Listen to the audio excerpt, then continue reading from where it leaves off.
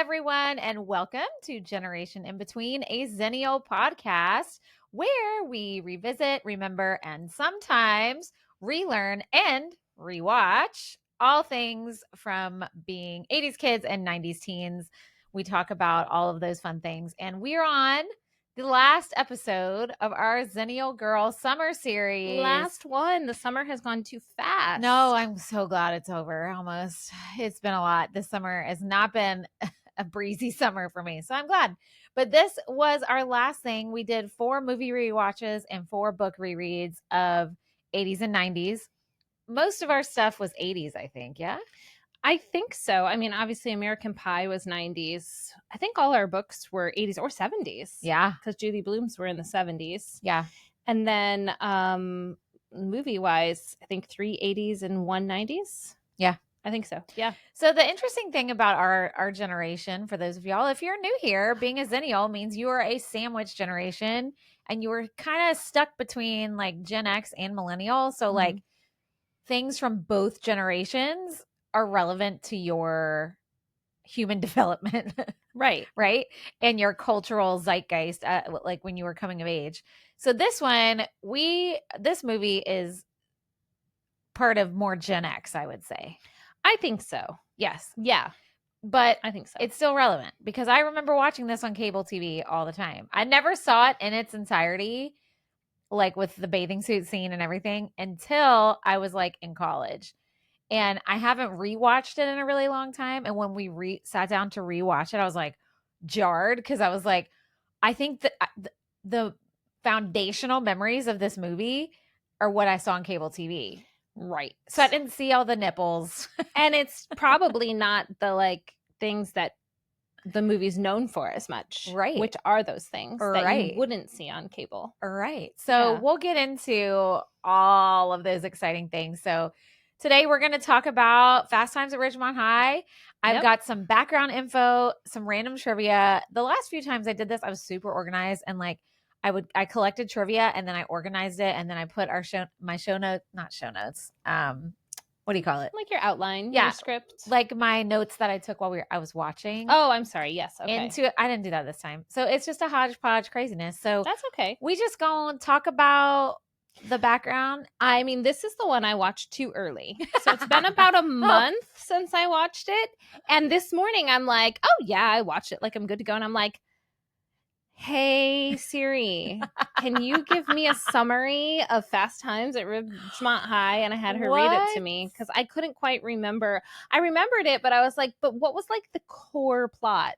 I wasn't sure. That's hilarious. Yeah. So before we get into it, did you watch this back in the day, or is this the first time you saw it? I've definitely seen pieces of it. My husband likes this movie, and that's part of the reason I watched it early, because he was like, oh, you guys are doing that one? I'll watch it with you. And I was like, yay, let's watch it today. And it was like way before we were going to talk about it. So I've seen it when he's... I'm having trouble hearing you. Guys! Siri thought I was talking to her. I never use Siri because it doesn't understand me. And look at that. Oh, because you said, hey, Siri. But your phone shouldn't respond to my voice. Right? Weird. That is crazy. Well, part of that is because it doesn't know what your voice sounds like. Right. I don't ever use that. I hate that stuff. Y'all know I don't use AI. I don't use voice stuff. We don't have really Alexa. Funny. And that's why, because you never know that shit's always listening. It's always listening. It's always. Oh my gosh. Anyway, I've seen parts of it, but never the whole thing till recently. Yeah. Okay. This will be fun to talk about then. Yeah. I can't wait. All right. So let's do oh wait, we have to tell them what almost happened today. Guys, can Siri give me a summary of that? I need to start wearing what are those called? The cameras? A dash cam? A GoPro. You need to start wearing a dash cam. Are you a semi-truck? Are you okay? Are you a police car? What's happening? I need to wear a GoPro so y'all can see head on the looks that Katie gives me. Like when I say something that I just think she's gonna know what I mean, and it's the best. Okay, y'all what saw half almost of it. Happened today. I listeners, I also would like to know. Someone tell me. Okay. About the research for this. Okay. Yes. Okay. I remember. So now I will tell you. So yesterday, I had like basically up until we were meeting today, like just back to back to back to back stuff. Like, because y'all know why not Katie even does too much. Not even joking. Like, seriously, no time for anything. And so I was like, oh my gosh, I think I'm supposed to be doing the research for Fast Times at Ridgemont High, and I had some already started, I guess, from when I first watched it. So I texted her and I was just more like reiterating to myself, like in my brain, okay, you have to get this done. I was like, hey, I'm going to keep working on this. I'm going to finish it. And she was like, oh, I've like done hours of research on it already. I thought I was supposed to research it. So long story short, good news, I didn't have to find the time to do that. Bad news, we both did some research. Oh, it's so funny because we like this. The funny part to me is that we plan this out like detail wise in person, and then we do it over text because we forget. Mm-hmm. We write it down. We put it on social media. Well, not who's researching, but like the but order and we the write down who's researching and everything. And we still, one of us manages to be like, am I doing this or are you like, who was it? And then, so, but I mean, I remembered this one because you did American Pie. Right. So, okay. But I think you got thrown off because I did Forever last week. Because you did, that's exactly what and it happened. just happened to be back to back. Yeah. Because what we said was I did more of the research for these because a lot of them you didn't know well. So I was like, that'd be weird for you to research. I mean, yes, I guess it would not really, I guess I would get to know it, but right. Like, you see what I'm saying? Yeah. Yeah. Anyway, so we almost had Danny's hours of research are here. My 5 minutes-ish might come into play if I saw something that she has in her research. Which she probably did. But the funny thing is, like, when I say hours, I don't mean like nonstop. Right. Because you have to start in it because it does take a while. Mm-hmm. Even though like we present this information in like 20-30 minutes and then we chit chat, it takes forever to dig through internet to figure out what, and then of course I get distracted and I'm like, oh, well, let me read up on this guy. And that has nothing to do because it like is linked up in IMDb. Right. Or you spend like 20 minutes trying to find somebody's name that you know, like whatever. Anyway. I actually did that for Dawson's Creek today. I don't know what bug, but every time I was like, oh, what's this? You'll see. Okay. But I like went on many research rabbit holes. And I even realized it until I'd done it like 6 times. And then I was like, what am I doing? Wow. I really wanted to know the background on several things. Okay. Well, we'll save it. We'll get to that. Save it. If y'all want to know it, you got to tune in. You got to tune in to Dawson's Creek, season 3, episodes 16 and 17. 17 and 18. I don't know. 17 and 18. Something. Okay, but for now, let's get to Fast Times at Ridgemont High. So for those of you that don't know, I'm going to give you a quick summary. A group of Southern California high school students would rather ignore their studies and instead indulge their teenage distractions. Yep. I love that. So this movie came out in 1982, which is why I said it's more of a Gen X. Mm-hmm. But plenty of us in the Xennial/millennial have seen it because it has become a cult classic. And there are so many famous people in it. Like so many. I found out some really fun things. So again, no particular order, but it was written by Cameron Crowe, who also wrote other Xennial classics like Say Anything, Singles, Jerry Maguire, and Almost Famous. Yep. So that's my husband's favorite movie. Almost Famous. I could see that. So it makes sense that he also enjoys this movie. Yeah. It's the same writer. Yeah. Yeah, that makes sense. Mm-hmm. And then it was directed by Amy Heckerling, who we already talked about because she was Clueless and Look Who's Talking movie. So just to remind y'all there. What I did not know is this movie is based on a nonfiction book. Did you know this? I think that was like one of the first things I saw. So I did not know this.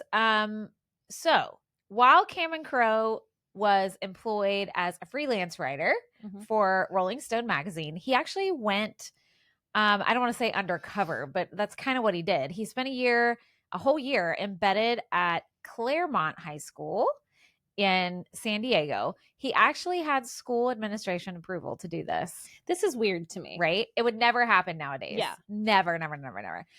So he could gather stories for a book. It's entitled Fast Times at Ridgemont High. And it came out in 1981 is when it was published, and then Okay. this movie was made in 1982. Okay. So it's not exactly the same, and we'll talk about some of the things they changed, but it is based on a real life school and real life characters And of people. And was the book like a journalistic book? Like we're taking a look at the I don't teenage think culture so. of the day. I don't know. I don't know. Yeah, it's Okay. just I know it's nonfiction, so maybe. That makes me think, yeah, like that was probably the whole point. Yeah. Is to kind of like give a image of like what that life was like, whether it had to do specifically with Southern California, teenagers or teenagers in general, or drugs or drinking or sex or whatever. Yeah. I don't know. Real life account. What is it? Yeah. What is First-hand account? First-hand accounts. First-hand accounts of high school back in the day. But I just thought that was cool because I don't know how I never knew that after, but whatever. I don't know It's lots okay. of things. That's why we're here. That's why we're here. And Katie's staring at my screen because I don't know what's happening. I don't know. Oh. This is what happens when Danny researches. we Well, I can't stopped. talk. We used to print out. This was before we were on video, so you wouldn't have seen it, listeners. Oh God, it was so but ridiculous. We used to print out our notes, but sometimes it would be 7 or 8 pieces of paper each because of the print size. And then we would, because the print size, font was so and we big. were just like, and Why then we couldn't this? like in the moment like change stuff, Right. and you would print it, and then you'd be like, oh, I forgot this whole section, so you have to print it again. So we were finally like, look. And everybody's like, why did it take y'all so long to figure that out? Yeah, we were like, let's just use our devices. That's why sometimes I'm like on my phone. It's probably pretty clear in the video that I am looking at my script and not, making doctor's appointers. But well, I don't think it's a script. Yeah, it's just my notes, my outline. Yeah. Our notes. We're like, news people that have their little. Yeah, but they use teleprompters. Oh. So they use scripts. True. Yeah. Okay. Well, anyway. So we're not like that. We're not like that. Not like them. Obviously, y'all can probably figure that out. Yeah. Okay, so this was first-time director Amy Heckerling. It was her first big shindig. Cool. And she said she was seeking to make a comedy that was less structured than conventional ones. Mm-hmm. Which is why she was kind of attracted to being part of that. She wanted to make it more like American Graffiti. Okay. Which came out in 1973. So this is prior to Gen X. Yeah. Okay. And she said, so she wanted to make it less structured so that if, quote, you woke up and found yourself living in the movie, you'd be happy. I wanted that kind of feel. Okay. I don't know. Would I be happy? It depends which character you are, I guess. Exactly. It took only 5 weeks to film. So that was interesting. After the initial review of the movie, the MPAA, which is who gives the ratings, gave the film an X rating. Okay. Because what you don't see is there was a full frontal nudity scene of Damone where he's in the pool house with Stacy. Oh, wow. Remember when they just like get naked and get at it? Yeah. My husband and I were dying laughing hard. Like we were just like, hello. Okay. Yeah. And then the other one there was a scene when Stacy goes to get the abortion. Mm-hmm. You see her with the nurse, and then the next scene you see her just walking out and her brother's waiting of the clinic. Yes. There was a scene in between there of her actually getting the procedure. Ooh. So those two things they took out, and then they got the R rating. Okay. So it's an R rating even with the amount of female frontal nudity that we see. We talked about this before. Boobies and wieners have different patriarchal standards. So those parts were okay for the R rating, but not the full frontal pool house / abortion procedure. Yeah. I mean, I guess, is it like above the waist and below the waist maybe? Maybe. Yeah, but wasn't it Porky's where we could see all of the women? Bush? Yeah. True. And that was R. Oh, you're right. See, again, only wieners. Yeah. Well, yeah. Maybe things below the waist that dangle. I guess so, for some reason. I don't know. So, okay. Something I was very concerned with when we were watching this was how old everybody was. I was like so stressed about that because Jennifer Jason Leigh looks so young. She does. I am here to tell you that the people who made the movie were intentional to only hire people 18 and up. Okay. Awesome. Now, the girls are still quite a bit younger than the guys, and I'm going to tell you their ages in a second. The only person who lied about their age to get cast was Nicolas Cage. Okay. And he was 17, going to be 18, but they didn't find out he was 17 so after they filmed it. And for his character, it doesn't matter that much. Well, right. But I mean, the material in the movie. Well, he actually auditioned to be Brad. Oh, okay. So it would have mattered. It would have mattered. Okay. Now, I don't know if maybe they found out and then they were like, right. Maybe. So let's talk a little bit about the cast. I'll tell you how old they were, and I'm just going to tell you some little tidbits about them, mostly Xennial movies that you would know them from if you don't remember. So first and foremost, Sean Penn, who I think is the best character. He's so funny. In the whole, he is hilarious. And I was like, as we're watching, and I'm sure I can look this up and I forgot. Was his Spicoli voice the inspiration for Crush the Turtle and Nemo? Oh, maybe. Because they Disney do sound movie? really alike. Like, if you close your eyes, uh-huh, you could see a sea turtle. You smoking can see Crush. Yeah, I got falling out of VW van. Go with the flow. Yeah, serious. Yeah. So this was actually his second movie. His first was Taps in 1981, where he played a military cadet. And then he was in a lot of movies in the 80s. He even was in, I forgot about this, a movie in 1986 opposite Madonna, who he was married to at the time, called Shanghai Surprise. It got horrible reviews. I remember. I don't you think remember? I've ever seen it, but I've never seen it, and I don't think I really want to. But I number one, forgot he was married to her. And number two, forgot they did a movie together. But the 90s is really where he kind of hit his like big movie star groove. And he was in Carlito's Way, Dead Man Walking, The Game, Thin Red Line. And then in the early 2000s, he was in I Am Sam and Mystic River. Interesting thing about Sean Penn, he's been nominated for hella Academy Awards. Yeah. Because he's also a director and a writer and producer and all the things. He has been nominated 5 times for Best Actor. Wow, but he's never won. No, he's won twice. Oh, okay. He won for Mystic River and Milk. Okay. I love Mystic River. I know. That's one of my favorite so movies. Good. And then the other 3 he was nominated for that he didn't win was Dead Man Walking, Sweet and Lowdown, and then I Am Sam. Okay. But he was so funny. And I have a lot of tidbits about him later because I'm just going to go ahead and say some of them. He is like a known method actor. Like that is what he is known for. And even for this movie, he would only let people address him as Spicoli. He changed his dressing room door to say Spicoli. I read that he did a lot of improv with Mr. Hand and like would intentionally do things to annoy the actor playing him just so he would keep him like irritated even when they were off camera. Wow.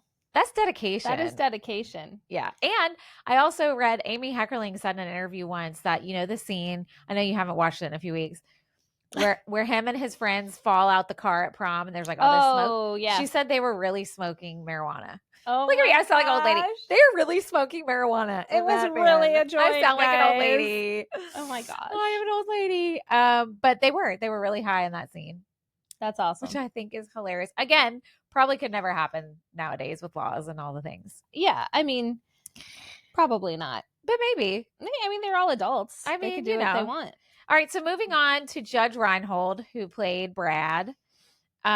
He was, I forgot to tell you, Sean Penn was 21 when they filmed.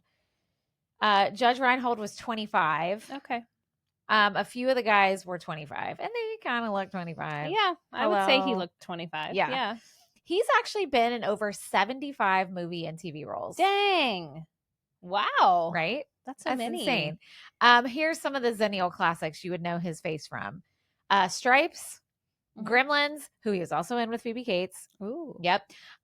Ruthless People, Beverly Hills Cop 1, 2, and 3, as well as Santa Claus 1, 2, and 3. Okay, so he just kind of hops on those franchises and just keeps coming back. Smart man. Super smart. Smart man.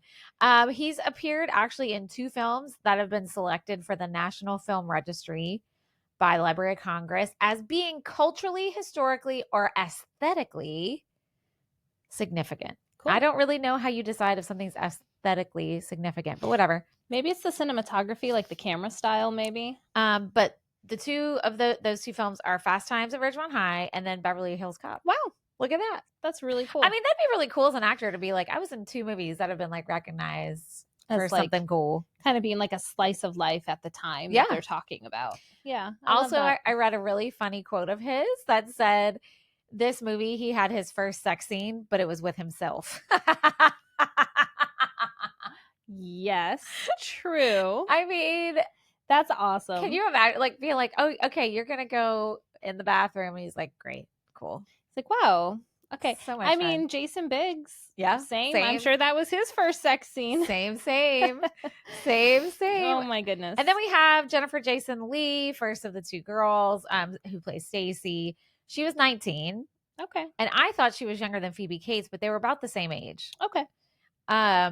She was in a lot of TV movie roles and TV series, but this was her first lead role.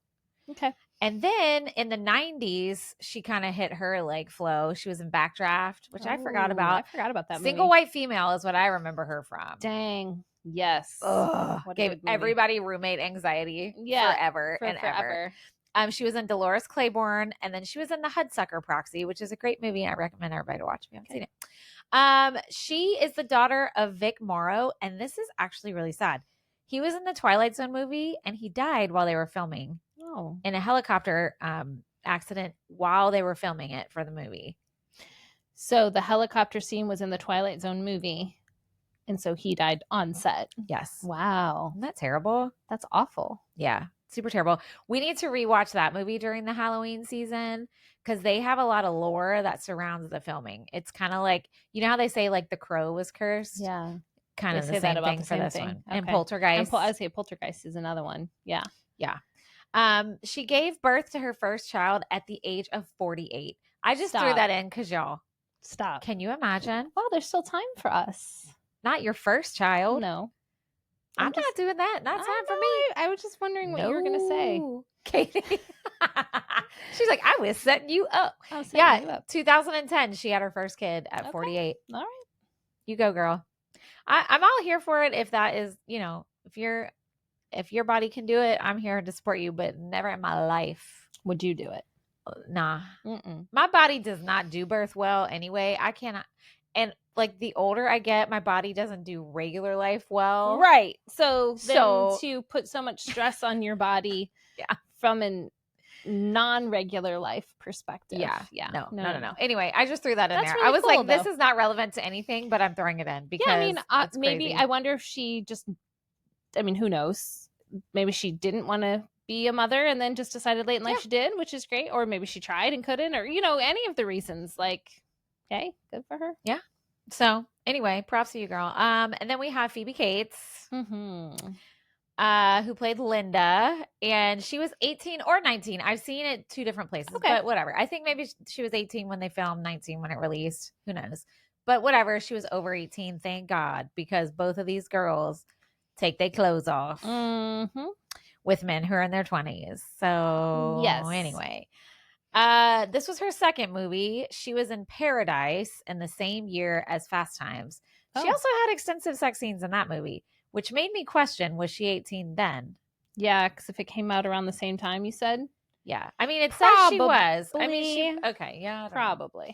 But I mean, I can't imagine starting your career off at 18 because she used to model. Okay. And hello. Obviously. Yeah. And then here you go, like first big movie, big old sex scene. I've never seen it, so I haven't seen that one either. For it.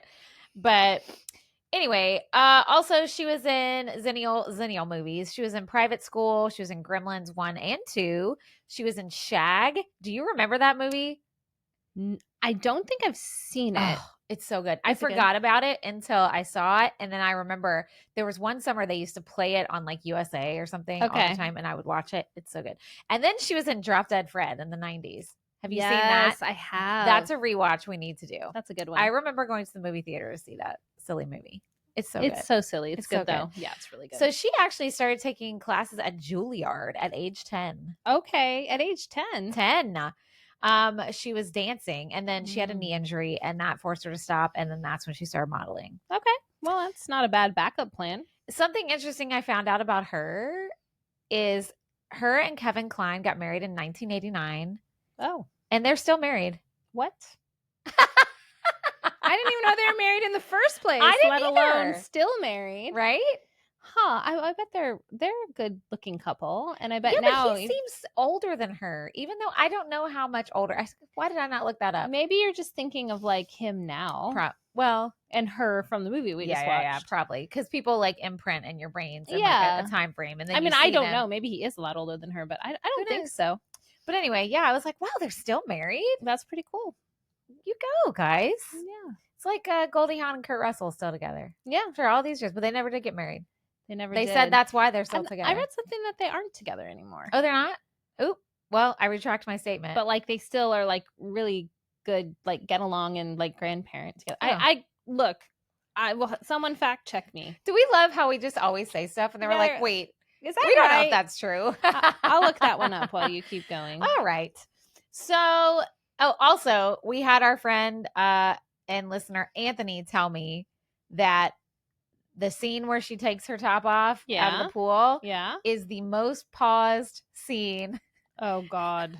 Oh, no. Like VHS tape wise in like all Xennial time frame. Yeah. Oh my God. Now how would you know gauge that? Like you could gauge that on like YouTube. Right. Well, and I don't know. But honestly, I asked my husband, my husband was like, as soon as that music starts, that Cars song, mm-hmm. dun, dun, dun, yeah. dun, and I looked at him and I said, is this where you hit pause? Like, right.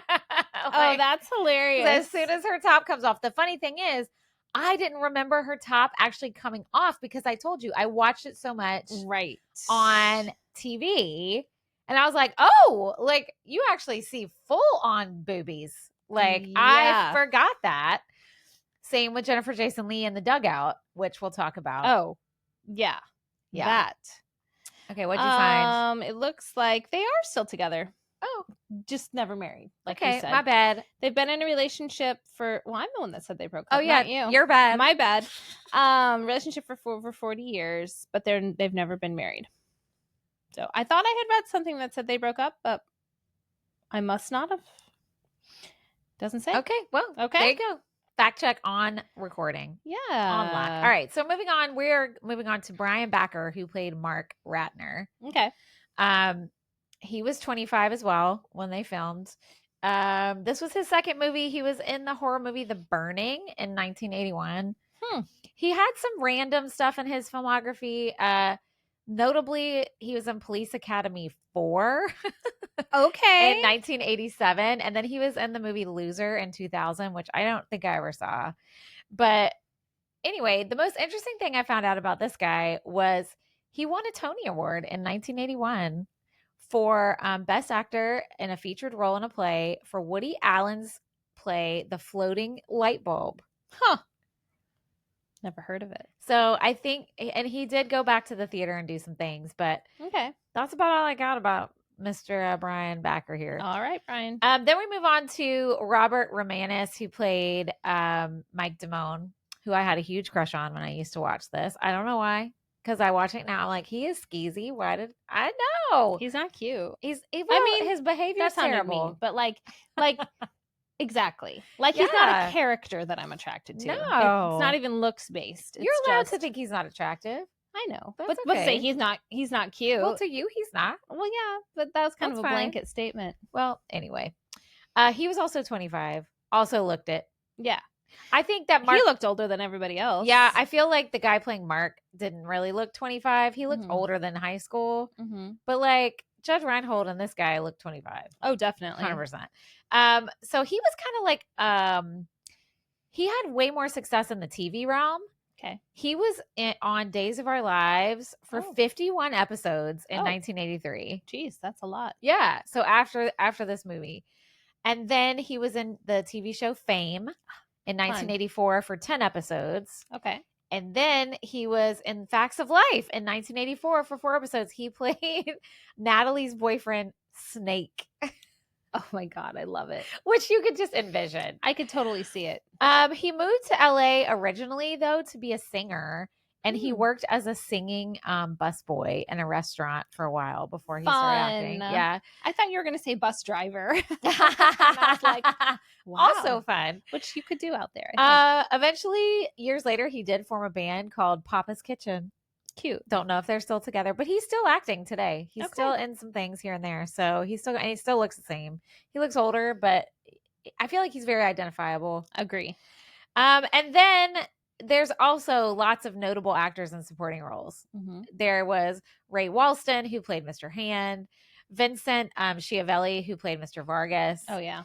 Then there was Forrest Whitaker, of course, who played Charles Jefferson. Eric Stoltz played one of the Stoner friends, as well as Anthony Edwards. I saw him. That was so funny. And then we already mentioned Nicolas Cage, but also, interesting thing, he did not go by Nicolas Cage at the time. If you look in the credits, it's Nicolas Coppola. Because lest we forget, he is Francis Ford Coppola's nephew. Right. And he changed his name because he didn't want that to be his... He wanted to stand on his own. Yeah. Which we get. We understand. Totally get that. Okay. So now we're just going to move on to some random trivia. Let's do it. Random facts I found, Let's fun go. little things, Easter eggs, etc., etc. Some things we were talking about. So I did already say about the 18. Okay, this is actually really nice. According to Brian Backer, who played Mark Ratner, Jennifer Jason Leigh and her family let him stay at their house for no charge till filming wrapped, because he flew down from Brooklyn and was totally broke. Like, he was a broke actor. So they let him live free of charge with them the whole time really of filming. sweet. I know. I was like, that's so nice. Okay, so did you notice this near the beginning of the movie? Troy and I talked about this. Mr. Hand is like passing out handouts or whatever, and they all pick the paper up and smell it. Yes. Do you remember this? Yes. Vaguely. And Troy was like, oh my God, do you remember that? And I didn't at first. And then we started talking. And I was like, oh yeah, papers used to smell different because before they had copy machines, they were too expensive to have them in public schools. They had what was called ditto machines. Yes. And it was like purpley. Now, don't ask me the mechanics of how a ditto machine worked. I don't know. But it had the ink left like a smell on the paper. Do you remember that smell? And as soon as we started talking about it, I was like, and then I was like, oh, right. So that was something I found about, like, younger people who see the movie are like, what the hell are they doing? Yeah. Because they've never seen or known what that smell and that kind of like, yeah. Okay, this is totally crazy. This probably is wrong. Did it have a hand crank? Oh, I have no idea. Okay. But I think that's wrong. Why do I feel like there was a how hand else would crank? it work? You just like close something and open it? Like, how would it even? I don't know. Okay, we'll revisit that. We need to figure out the mechanics of the ditto machine. The but ditto not right machine, now. everyone.